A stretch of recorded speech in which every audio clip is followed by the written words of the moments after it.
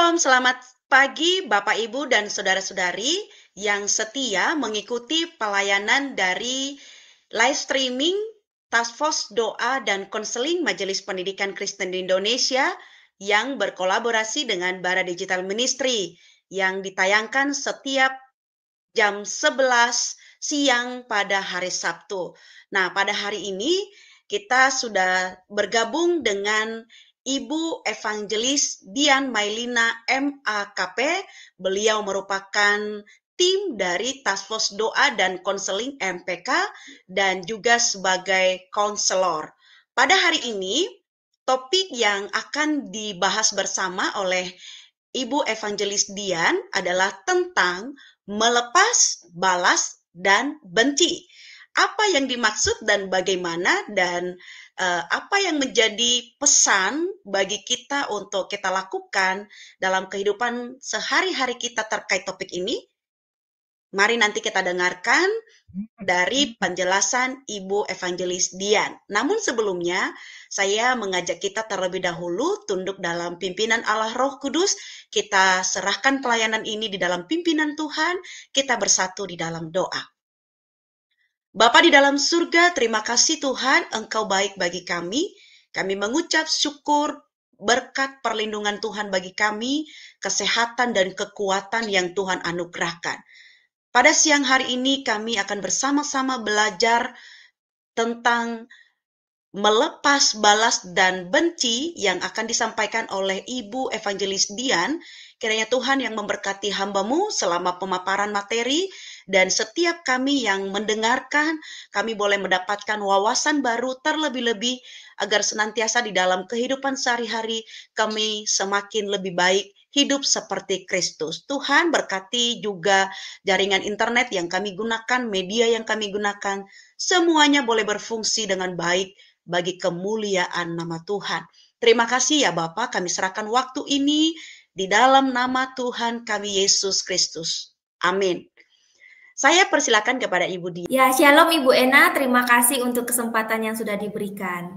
Nah, Bapak Ibu Saudara terkasih di dalam Tuhan, bulan ini kita telah banyak diperlengkapi mengenai tema-tema luka batin, pengampunan, pemulihan relasi dengan diri maupun orang lain. Bapak Ibu sadar tidak sadar ya, ketika kita ini terluka, maka kita ini punya sebuah kecenderungan, yaitu berpotensi menjadi orang yang juga akhirnya melukai orang lain. Ketika kita mendapatkan luka, maka di dalam keberdosaan kita kerap kali kita ini punya keinginan yang kuat sekali untuk apa? Membalas dengan luka. Mungkin kita pernah dengar nih kalimat ini.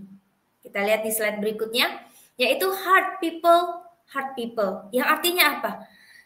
Individu yang pernah mengalami rasa sakit, trauma, kepahitan sangat lebih mungkin yang secara tidak sengaja menyakiti orang lain. Dan seringkali hal itu memang menjadi sebuah akibat dari rasa sakit yang belum terselesaikan. Saudara, siklus rasa sakit ini kita tularkan gitu ya kepada mereka di sekitar kita, bisa keluarga kita, kerabat kita, rekan pelayanan kita, karena kita sendiri belum memproses luka itu. Sehingga orang yang terluka itu seperti merasa punya hak untuk membalas atau melukai orang lain. Kita mau lihat bagaimana kita mau belajar taat pada firman Tuhan untuk bisa melepas, balas, dan juga perasaan benci itu. Di dalam Roma 12 ayat 19, itu berbunyi demikian. Saudara-saudaraku yang kekasih, janganlah kamu sendiri menuntut pembalasan, tetapi berilah tempat kepada murka Allah, sebab ada tertulis pembalasan itu adalah hakku. Akulah yang menuntut pembalasan, firman Tuhan. Saudara, lewat ayat ini ya, kita ini sering dengar kalimat ini, ayat ini, firman ini. Tapi kalau boleh jujur, sering kali juga menjadi hal yang sukar untuk dilakukan di tengah-tengah kehidupan yang kerap melukai dan dilukai. Saudara, firman Tuhan mengingatkan kita, janganlah kita menuntut pembalasan, karena pembalasan adalah bagian Tuhan. Membalas luka dengan luka itu bukan desainnya Tuhan. Tuhan melarang kita membalas dendam. Karena apa, saudara? Karena membalas dendam biasanya pertama keluar dari sebuah kebencian. Sebagai anak-anak Tuhan, kita tidaklah mengizinkan diri kita mempunyai bahkan menyimpan yang namanya kebencian. Jelas di dalam Matius 22 ayat 37 sampai 39 menyatakan, kasihilah Tuhan Allahmu dengan segenap hatimu dan dengan segenap jiwamu dan dengan segenap akal budimu. Itulah hukum yang terutama dan yang pertama. Dan hukum kedua yang sama dengan itu ialah kasihilah sesamamu manusia seperti dirimu sendiri. Dengan kata lain, saudara, membenci berarti kita itu melanggar firman Tuhan. Karena benci sebenarnya adalah kebalikan daripada karakter Allah yang adalah kasih. Saudara, Allah waktu menyelamatkan kita dari dosa, itu bukan saja mau membebaskan kita dari hukuman dosa. Tentu itu adalah bagian dari rancangan keselamatan Tuhan. Tetapi Tuhan juga mau kita ini menjadi serupa dengan putranya Yesus Kristus. Tuhan ingin kita makin hari makin dipenuhi oleh kasih yang adalah tadi karakter utamanya Allah. Itulah sebabnya Tuhan melarang kita untuk membalas. Sebab barang siapa membalas berarti dia sudah diikat dengan kebencian. Dan siapa yang sudah diikat dengan kebencian, sesungguhnya dia sudah diikat dengan iblis sendiri. Dan itu adalah karakter utamanya, yaitu kebencian. Itu yang pertama. Yang kedua, saudara, Tuhan melarang kita untuk membalas. Itu karena di dalam balas dendam itu merupakan bagian dari tindakan pemuasan, kemarahan. Tidak ada orang yang terluka yang tidak menyimpan kemarahan dan benci. Alih-alih kita berkata kita ini mau menuntut keadilan dengan membalas dendam gitu ya. Padahal sebenarnya balas dendam bukanlah tindakan untuk mencari keadilan. Di dalam kemarahan, saudara, kita akan sangat sulit menerapkan prinsip keadilan yang Tuhan minta di dalam Imamat 24 ayat 19-20. Karena di dalam kemarahan, kita memiliki potensi menuntut berkali-kali lipat daripada pelanggaran yang kita alami. Saudara, Tuhan adalah Allah yang adil. Di dalam keadilannya dia menghukum, bukan membalas dendam. Ia adalah Allah yang mengetahui semuanya. Penghakimannya adil dan tidak bercacat. Itulah sebabnya Tuhan melarang kita membalas dendam. Tapi Tuhan meminta kita melepaskan hak untuk membalas, bahkan menyerahkannya kepada Tuhan. Sang hakim yang mulia dan juga yang adil itu. Tuhan meminta kita untuk percaya kepada kedaulatannya dan keadilannya. Ia tidak akan tinggal diam, dia akan bertindak seperti yang dia firmankan di dalam 2 Tesalonika 1 ayat 6-7. Saudara, ini harusnya menjadi kelegaan buat kita, manusia yang rapuh, dilukai ataupun melukai. Kenapa? Karena sebenarnya kelegaan kita peroleh bukan dari pembalasan kita. Tetapi kita tahu kita punya Allah yang hidup. Dan ketika kita menyerahkan perkara kita kepadanya, dialah yang berperkara. Oleh sebab itu, saudara, untuk menutupi hal ini, maka menutupi sesi ini, topik ini gitu ya, maka pertanyaan yang kita akan renungkan adalah, kalau begitu bagaimana atau apa yang bisa saya lakukan ketika saya terluka, tapi saya ini mau tetap taat pada perintah Tuhan? Saudara, ada 2 hal. Dan waktu saya merenungkan ini, saudara, saya ketemu satu kata kunci, yaitu doa. Yang pertama, yang kita harus lakukan sewaktu kita dilukai dan dijahati, berdoa kepada Tuhan. Saudara, datanglah kepada Tuhan, bukan kepada diri sendiri, gitu ya.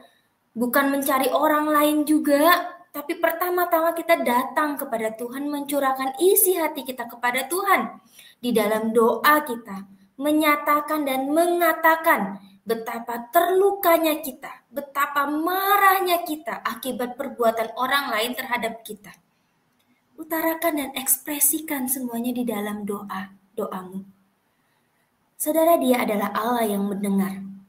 Tidak apa-apa, saudara, waktu kita meluapkan emosi kita di dalam doa kita, selama kita tidak melampiaskannya kepada orang. Tuhan itu dekat dengan orang-orang yang patah hati dan menyelamatkan orang-orang yang remuk jiwanya. Kitab Mazmur menjadi kitab yang penuh dengan ekspresi dari penulisnya. Salah satunya Daud. Waktu dia mengekspresikan kegelisahannya, kemarahannya, keterlukaannya, dia mengekspresikan di hadapan Tuhan. Yang kedua, saudara, ketika kita mau menaati firman Tuhan untuk melepaskan balas dan benci, tentu kita belajar doa yang kedua, yaitu mendoakan orang yang telah berbuat jahat kepada kita. Kisah Para Rasul 7 ayat 60.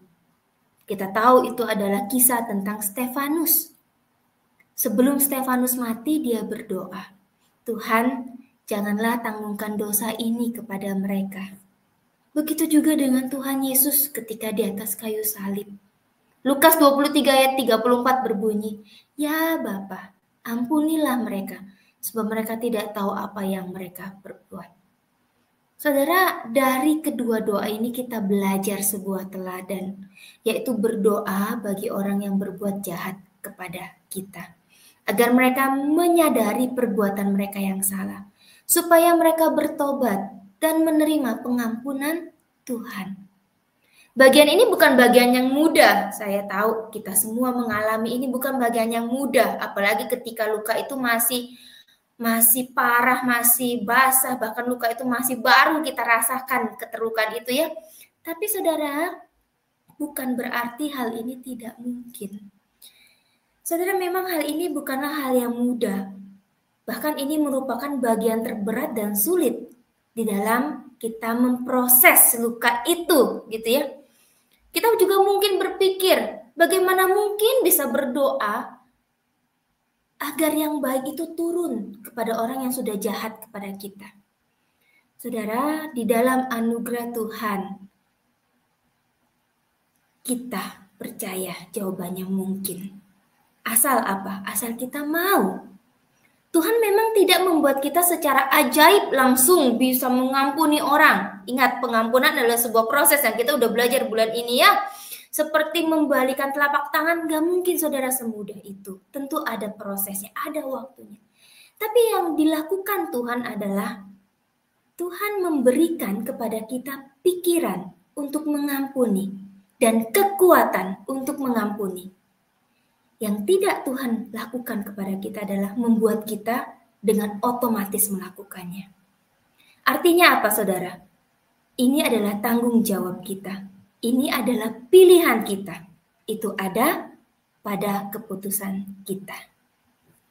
Begitu kita katakan bahwa kita mau melepas balas dan kebencian dan menggantikannya dengan pengampunan, bahkan berkat gitu ya buat orang itu, maka Tuhan akan memberikan kekuatan kepada kita untuk melakukannya. Begitulah cara Tuhan bekerja. Saudara, kalau kita ingat di dalam doa Bapa kami, salah satu kalimat yang Tuhan ajarkan untuk kita doakan yaitu, ampunilah kami akan kesalahan kami, seperti kami juga mengampuni orang yang bersalah kepada kami. Saudara, hal ini menjadi hal yang indah, karena Tuhan Yesus mengingatkan kepada murid-muridnya, termasuk kita yang adalah anak-anak Tuhan dan murid-murid Tuhan, bahwa kita ini adalah sesama. Sama-sama orang bersalah, sama-sama orang berdosa. Bahwa kita ini juga sama-sama menerima pengampunan dari Tuhan waktu kita percaya dan menerima Tuhan dengan sungguh-sungguh. Tidak ada alasan bagi kita untuk menyimpan kebencian, bahkan menahan pengampunan. Jadi saudara, lepaskan kebencian dan hiduplah dengan hidup menjadi orang yang merdeka di dalam anugerah Tuhan. Waktu kita berdoa, maka doa kita adalah, ya Tuhan, apabila kami telah menyakiti hati sesama kami, berikanlah kami kekuatan untuk meminta maaf kepada mereka yang telah kami sakiti, yang telah disakiti oleh kami. Dan apabila sesama kami telah menyakiti kami, berikanlah kami kekuatan yang sama untuk mengampuni mereka yang telah menyakiti. Amin. Saya kembalikan kepada Ibu Ena. Terima kasih Bu Dian untuk materi yang mengingatkan kita hari ini. Ini bukan suatu yang mudah menurut saya. Ini pasti kita alami di dalam pelayanan kita, dalam kehidupan kita sehari-hari. Tapi satu poin yang Ibu tegaskan di bagian akhir tadi, melepas benci dan tidak membalas, kita akan memperoleh anugerah damai daripada Tuhan ya. Terima kasih Bu Dian sudah mengingatkan, dan ada pertanyaan yang sudah masuk. Saya akan bantu menyampaikan pertanyaan yang pertama. Bagaimana kita sebagai pembina rohani atau sebagai guru pendidik Kristen menangani situasi ketika siswa atau rekan kerja kita dalam pekerjaan sebagai guru menunjukkan sikap penuh kebencian atau balas dendam? Bagaimana sikap kita untuk menangani situasi seperti ini, Bu? Ini tidak mudah. Silakan. Terima kasih Ibu Ena. Berarti ini seorang pembina atau guru, tapi menghadapi siswa sama rekannya ya. Berarti ada dua ya, satu siswa, satu rekannya ya. Oke. Bu Ena, waktu kita menghadapi siswa gitu ya, kita tahu ada anak didik kita yang kayaknya penuh dengan kebencian gitu kan ya, menunjukkan sikap dengan sangat mau membalas. Baik itu dia membalas ke temennya ataupun ke guru yang dia nggak suka gitu ya, apapun konteksnya ya. Maka sebagai seorang yang mengasihi siswa itu, mengasihi murid itu, yang kita perlu lakukan pertama adalah seperti yang kita sudah pelajari selama ini, kita perlu mengidentifikasi, membantu dia bahkan mengenali apa yang menjadi sumber kebencian itu. Karena kita mengasihi dia, maka kita rindu dia pun bisa berjalan di dalam terang Allah, nggak lagi hidup di dalam kegelapan kebencian yang menguasai hati dan pikirannya dia. Ini siswa ya. Jadi kita membantu dia untuk menyadari 3 ayat, aware gitu ya, terus kita menyadari accept dan juga adopt. Kita membantu dia menyadari apa yang menjadi kebencian. Mungkin bisa jadi memang itu bukan orang yang dia benci asalnya, tapi dari keluarganya. Jadi kayak nyambung-nyambung gitu ya, kacau gitu. Atau mungkin memang ada hal-hal yang sangat menyakitkan dia. Jadi kita membantu dia menyadari itu dan membantu dia memproses itu di dalam pembimbingan. Tentu saja ini akan dibantu sama guru BK nantinya ya, di dalam memproses siswa ini menghadapi kepahitan-kepahitan yang pernah dia alami. Sehingga dia tahu bahwa dia punya pilihan. Pilihannya 2, tetap mau hidup di dalam kebencian atau memang mau merasakan kedamaian dan anugerah Tuhan ketika melepas itu. Walaupun ini prosesnya nggak semudah membalikkan telapak tangan gitu ya. Jadi nggak secepat itu juga. Tapi kita membantu dan kita mendampingi dia. Itu yang pertama buat siswa. Kalau buat rekan, saudara, kalau kita punya rekan yang menunjukkan sikap kebencian, entah itu kebencian dengan kita ataupun kebencian dengan rekan-rekan sekitar kita, tapi kita ngerasa kok kayaknya tampak sekali ya sikapnya dia ya.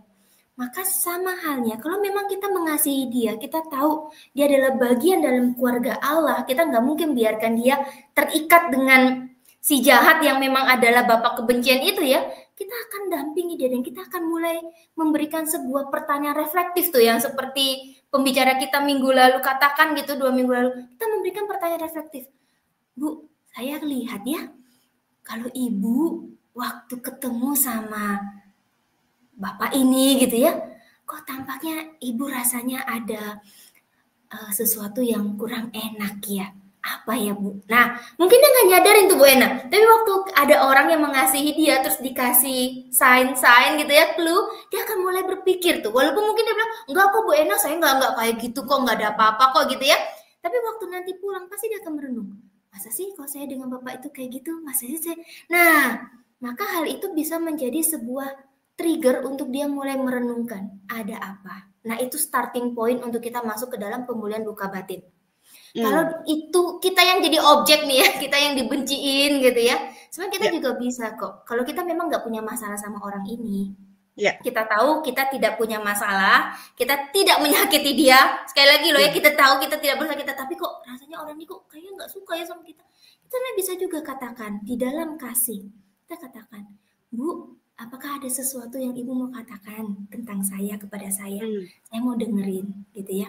Atau ada hal apa yang saya perlu dengar, saya perlu ketahui, silahkan. Maka kita yang harus dengan hati terbuka, besar hati untuk menerima itu. Karena kita nggak tahu, kita nggak sadar. Bisa saja ya, ada kalanya sikap saya, sikap kita, perbuatan kita, matanya kita, gestur tubuhnya kita, itu sudah melukai orang. Betul. Jadi kita yang harus dengan terbuka untuk menerima itu. Kalau menurut saya itu. Jadi memang kita bilang, walaupun kita mungkin punya defense, kayaknya aku nggak kayak gitu kok, gitu ya, dianya aja nih.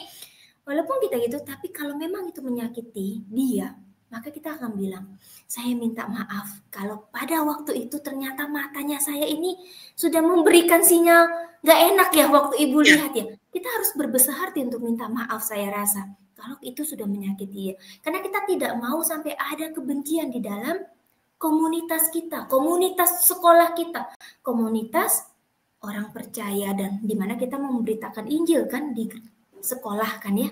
Jadi kita nggak mau ada benih itu gitu ya. Itu Bu Ena kalau menurut saya. Terima kasih banyak Bu Dian untuk jawabannya. Lalu pertanyaan yang kedua begini Bu, apa artinya di dalam Matius 5 ayat 44 mengasihi musuhmu? Nah, bagaimana hal ini relevan dalam kehidupan seorang pelayan Tuhan atau hamba Tuhan ya Bu ya, yang justru tidak segan-segan melukai perasaan bawahannya ketika menegur, bukan dengan kasih tetapi dengan menggunakan otoritasnya sebagai seorang pemimpin seperti itu Bu Dian. Silakan Bu Dian. Wah, ini pertanyaannya sangat menarik sekali ya Ibu. Wah, saya jadi agak-agak gimana ya jawabnya nanti. Ada yang tersinggung nggak ya? Semoga nggak ya Bapak Ibu ya. Kita belajar semua sama-sama dalam konteks ini ya. Ibu Ena, waktu dikatakan mengasihi musuhmu, itu sama artinya bahwa memang di dalam Kristus kita tahu bagian kita itu bukan membalas. Jelas Tuhan mau mengajarkan kepada kita karakter utamanya itu adalah kasih. Bagaimana kalau kita sendiri yang menjadi saksi, pelayan Tuhan, hamba Tuhan, yang gak segan-segan, bukan mengasihi, tapi malah melukai. Pada kasus ini ya, saya tuh teringat dengan satu mentor kami gitu ya. Dia selalu mengingatkan kita begini, kita tuh nggak pernah lepas dari namanya melukai dan dilukai. Atau bahkan kita bisa menjadi saksi yang orang ini melukai kok kayak gini gitu ya. Apalagi orang itu adalah figur otoritas. Dalam hal ini hamba Tuhan, pelayan Tuhan, kita harus lihat dia sebagai figur otoritas ya. Pemimpin, semua pemimpin figur otoritas. Maka ya, di dalam bingungan kita, ketidakmengertian kita, yang bisa kita lakukan adalah memang kita mendoakan dia. Kita mendoakan dia. Mendoakan dia bahwa Tuhan, dia adalah hambamu. Dia adalah pelayanmu. Maka pertanggungjawaban dia itu adalah kepada engkau, bukan kepada saya. Jadi dia hamba Tuhan, maka itu urusannya Tuhan. Kita sebagai tadi, pokoknya posisinya kita kalau memang kita mengasihi dia, kita tahu ini adalah saudara seiman kita gitu ya, rekan gitu ya, keluarga Allah. Ya kita bisa kayak ingetin Bapak itu, Pak. Gitu. Apalagi kalau kita udah dekat, tapi kalau kita belum dekat ya kita nggak bisa. Memang kembali lagi tergantung betapa dekat relasi ini gitu ya. Tapi kalau kita cuma jemaat biasa gitu ya, kayak saya cuma jemaat biasa terus lihat, saya mungkin bingung dan juga sedih dan juga nggak mengerti gitu ya. Tapi saya akan selalu ingat, Tuhan tolong dia, kasihanilah dia. Dia hambamu, dia pelayanmu, dia milikmu dan dia urusanmu. Pertanggungjawabannya dia nanti adalah kepada Tuhan. Tolong juga saya agar saya tidak punya bagian untuk menghakimi dia. Seperti itu. Kalau bagian saya seperti itu, Bu. Menarik. Tetapi begini Bu, tadi di poin 2 Ibu sempat mengatakan bahwa belajar mentaati firman Tuhan. Kita mau mencoba belajar mentaati firman Tuhan ketika orang melukai kita, lalu Ibu menekankan tadi mendoakannya. Seperti itu ya, mendoakan yang berbuat jahat itulah kepada kita. Betul. Tapi bagaimana jikalau bagaimana menghadapi jikalau perilaku itu terus berulang, Bu? Nah, kita punya kesabaran. Batas kesabaran seperti itu. Bagaimana kalau itu terus berulang? Iya, apalagi kalau kesabarannya setipis kalau kesabarannya setipis tisu gitu ya Bu ya. Suka setipis usia tisu biasa, gitu Bu ya. Dian. Iya, Aduh, berkali-kali dirobek tisunya gitu ya. Iya iya, betul. Ibu Ena, rangkaian melepas benci dan balas dendam ini menjadi sebuah, kalau saya melihatnya rangkaian ini menjadi rangkaian tema di live streaming kita ya, di dalam Task Force Doa Konseling untuk bagaimana menutup luka batin. Memang untuk kita sampai tahap kita tuh mendoakan bahkan iya, meminta berkat Tuhan untuk orang yang sudah jahat sama kita itu adalah bukan proses awal, tentu iya, saja ya. benar. Bukan proses awal, tapi itu menjadi sebuah proses yang melengkapi itu. Bagaimana kalau menghadapi orang yang berperilaku berulang-ulang? Pertama, yang kita akan minta kepada orang yang tersakiti ini berartinya korban adalah dia harus pulih dulu lukanya Iya, dia. Karena nggak mungkin kalau masih itu luka masih basah atau ibaratnya luka itu masih sangat sakit terus kita bilang kamu harus doakan, dah pasti mental. Ya, jujur kata itu pasti mental gitu ya. Karena dia akan bilang, ibu dia mah nggak ngerti saya, gitu. Pasti akan bilangnya gitu. Maka yang kita akan lakukan pertama adalah kita membantu dia memproses luka atau memulihkan luka itu. Dengan tadi menyadari luka itu ada hubungannya dengan apa. Dan akhirnya kita menerima, iya saya ini memang terluka karena dia sakit sekali Tuhan gitu ya. Kita bawa kepada Tuhan, kita proses di dalam Tuhan. Bahkan pertama kan kepada Tuhan. Setelah itu kita adopt hal-hal yang apa yang bisa saya lakukan Tuhan untuk memulihkan luka ini. Proses inilah yang akhirnya kita katakan mendoakan orang itu bahkan memberkati mereka. Kepada orang yang punya perilaku jahat yang berulang-ulang, yang kita minta, ingat, yang kita minta adalah orang ini juga harus punya satu skill, yaitu membuat batasan. Buatlah batasan terhadap orang tersebut. Entah itu batasan memang secara bukan harafiah gitu ya, maksudnya apapun itu batasan secara harafiah, batasan yang membuat jarak gitu ya, ataupun batasan emosi, batasan mengambil keputusan, berani berkata tidak, itu juga batasan. Jadi dia harus berani mengambil batasan itu terhadap orang yang terus-menerus tidak menghormati keberadaannya dan batasan dia. Jadi dia harus berani berkata tidak. Dia harus berani mengambil jarak kepada orang itu. Sehingga waktu dia melakukan ini ya, ini jadi satu proses yang utuh nih ya. Dia mengambil jarak, dia berani berkata tidak, tapi diri dia juga disembuhkan. Maka pada saat itu juga ketika dia mengambil komitmen mau melepaskan kebencian dan balas itu dan serahkan itu kepada Tuhan, maka tadi janjinya Tuhan, Tuhan akan berikan kekuatan bagi dia untuk bisa memberikan pengampunan. Karena kita sudah diampuni oleh Tuhan terlebih dahulu. Jadi memang ini jadi tanggung jawab dan pilihan kita. Tapi satu janji Tuhan, Tuhan akan berikan kekuatan ketika kita mau memikirkan untuk memaafkan dia. Ketika kita mau mengambil keputusan mau mengampuni dia. Itulah anugerah Tuhan. Itu sih bukan menurut saya. Terima kasih banyak Bu Dian untuk penjelasannya dan kiranya sharing materi pada siang hari ini dapat menguatkan kita dan diingatkan kembali bagaimana harus rela dan juga sebagai yang menjadi korban misalnya disakiti, kita juga rela untuk melepaskan dan memaafkan, tidak membalas tetapi melepaskan benci seperti itu ya Ibu Dian. Terima kasih banyak Ibu Dian untuk sharingnya, dan sebelum kita menutup acara hari ini, kalau ada closing statement buat penegasan kembali untuk kita pada siang hari ini, saya berikan waktu dan sekaligus tutup dalam doa. Ya. Terima kasih Bu Ena. Bapak Ibu, di dalam dunia yang berdosa, kita ini hidup dengan sangat rentan. Baik itu kita ini dilukai maupun kita melukai. Kita melihat orang melukai, kita melihat orang dilukai. Tapi saudara, Tuhan itu nggak pernah meninggalkan kita sendirian. Anugerah Allah itu cukup buat kita. Amin. Terlebih kalau kita lihat bahwa kita sendiri pun pernah menjadi orang yang melukai orang lain. tapi Allah mengampuni. Kita pernah menjadi orang yang melukai hati Allah, menjadi musuh-musuh Allah, tapi Allah masih mau terima kita. Allah masih mau terima kita dan mengampuni kita. Maka itu menjadi pijakan kita, bahwa kita pun diberi tanggung jawab dan pilihan oleh Tuhan.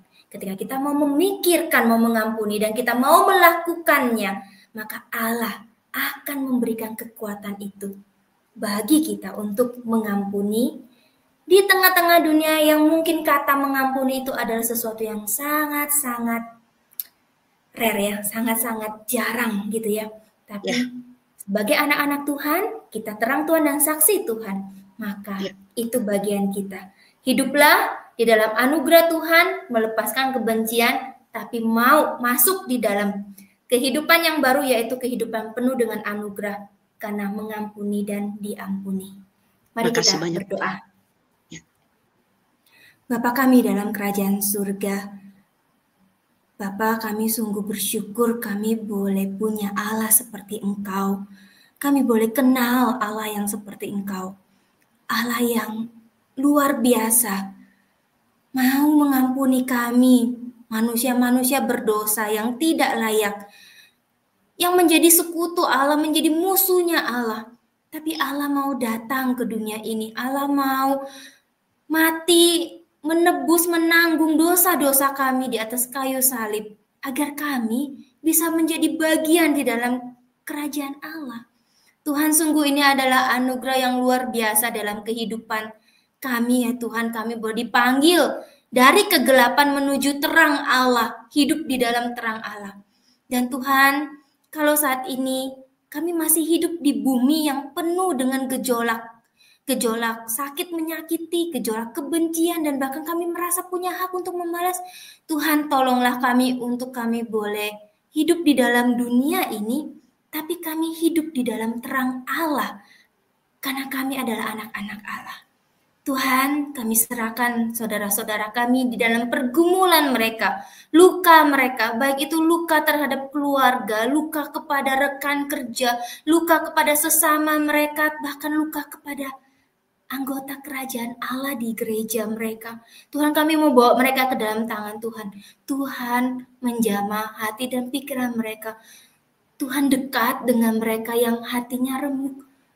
Tuhan memulihkan hati mereka. Biarlah kehadiran Tuhan itu menjadi kehangatan dan nyata bahwa mereka tidak pernah Tuhan tinggalkan sendirian di dalam kepahitan mereka. Kehangatan kasih Allah itu memampukan mereka untuk bangkit, memproses, melewati kehidupan pemulihan ini, dan bahkan memutuskan untuk mengampuni. Tuhan, kami serahkannya Tuhan, kami manusia yang rentan ini ke dalam tangan Tuhan. Ingatkan kami selalu ya Tuhan, seperti yang Engkau ajarkan kepada murid-Mu, agar itu menjadi doa kami, bahwa kami juga mau mengampuni orang yang bersalah kepada kami, seperti Engkau mengampuni kami ya Tuhan.